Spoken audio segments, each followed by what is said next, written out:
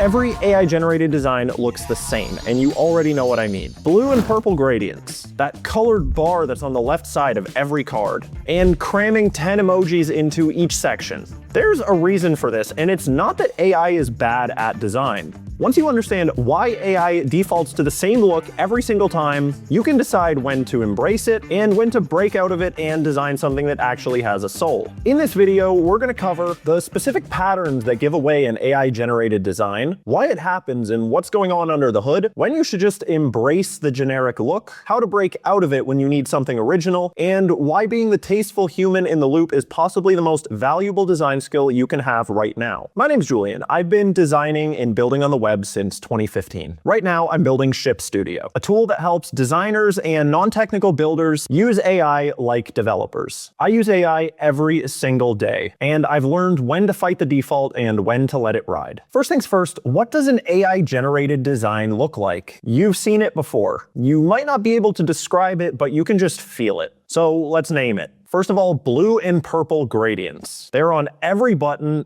every background, and every section. If you took every single AI-generated landing page and averaged them out, you'd basically just end up with a big blue blob. Then we have the emojis. Rockets, sparkles, fire, check marks. Whatever it is, AI seems to think emojis are a valid replacement for actual design. Then we have those left side colored borders on every single card. I don't know what started this, but AI seems to think it's mandatory. Then we have the fonts. 9 times out of 10, AI is either going to use Inter or a system font. Don't get me wrong, Inter is a beautiful font, but when everything uses the same font, design loses its voice. And the big one is possibly just that everything looks clean. Nothing's broken, and you can't really point to anything being specifically bad, but you also can't point to a single memorable thing. It's polished, it's safe, and it's completely forgettable. So that's what an AI-generated design looks like, but why does it even do that? Here's how LLMs work in 10 seconds. They're trained on billions of examples from the internet, and they learn to predict what is most likely to come next, whether it's a word, a line of code, or a design. LLMs don't think and they don't design, they just predict. And the most likely prediction is always the average of what it was trained on. So what was it trained on? When it comes to everything being blue and purple, LLMs were trained on millions of projects using Tailwind CSS. And for years, the default color of Tailwind was indigo. Adam Wathan, the creator of Tailwind, actually publicly apologized for making this the case. So one default color choice rippled through millions of projects, got scraped into training data, and now AI thinks that indigo is the color of the internet. The key point here is that AI isn't choosing these patterns, it's averaging them. When you tell Claude Code to design you a landing page, you're not just getting a design, you're getting the statistical average of everything on the internet. There was actually a recent study where researchers had AI generate thousands of images with no human input, and the output was basically stock photos every single time. Everything was just bland and generic. And the takeaway from this study is that when left alone, AI will create something average every single time. But AI is rarely left alone, and that's where the opportunity lies. So is it actually a bad thing that AI constantly produces average design? No, not always, and pretending otherwise is honestly just a waste of time. Sometimes generic is totally fine. For internal tools, admin dashboards, and MVPs, nobody really cares what they look like. AI makes generic designs, which means they are fast, functional, and familiar. Users already know how to use it because it's so much like everything else they're used to using. That is not inherently a bad thing, but it becomes a real problem when you're designing your homepage, your branding, and your product's first impression. A visitor will show up and they'll decide within 3 seconds whether you're just like everyone else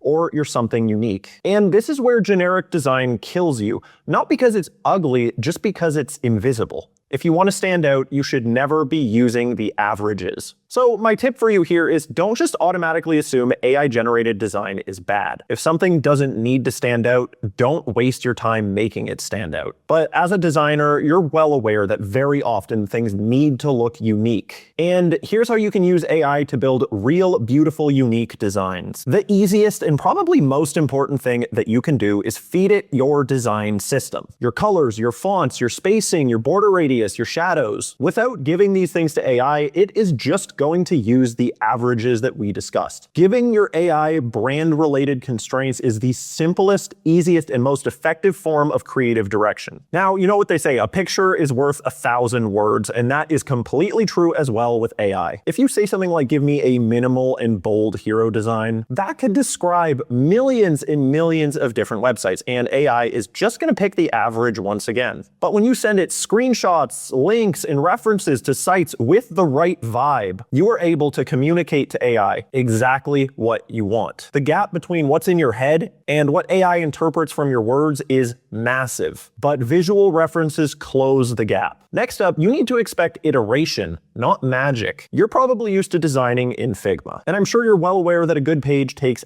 hours of back and forth. If you expect to put in a prompt and get a beautiful, perfect, polished, creative design on the first go, then the problem isn't AI, it's your expectations. Just like in Figma, you're gonna make something on the first go, and you're probably not gonna like it all that much. So you're gonna try something else, and again, and again, and again, and this process can go on for hours until finally you see a direction that resonates with you and feels like the design that you want. And from there, you're gonna iterate, mess around with the spacing, with the fonts, with the layouts. This feedback loop is your chance to breathe a real personality into everything that you make. And whether we're talking about designing with AI or just designing by hand in Figma, this is equally true. Especially with important designs like your homepage, you should expect to spend many hours or even days making it perfect. To sum all of this up, you need to understand what role AI plays in your workflow. AI is just a tool for execution, and you are the creative director. It's your job to tell AI what looks good and what looks bad. Once you start treating yourself like the creative director and AI like your execution team, you're gonna start getting real, professional work out of AI every time you use it. And that is why being the creative human in the loop is probably the most valuable skill you can have right now as a designer. Execution has become a commodity. If you send your parents a link to Lovable, they could probably build a website in just a few hours. And if you asked them how they think that website would look, they would probably tell you they think it looks great. But you as a designer would immediately be able to tell and recognize that the design is generic, that it lacks soul, and that it's following nothing but statistical averages. You as the designer possess the power not just to build anything, but to build something with real personality.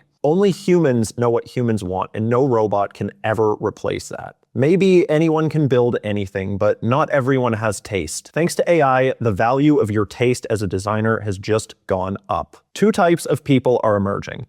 One of which tells AI to do something, gets the output, and calls it okay. And then you have people who direct their AI with real creative vision. Your job isn't to make AI a good designer. Your job is to know what good design looks like and refuse to accept anything less. You as the human are the differentiator, and that's the whole point.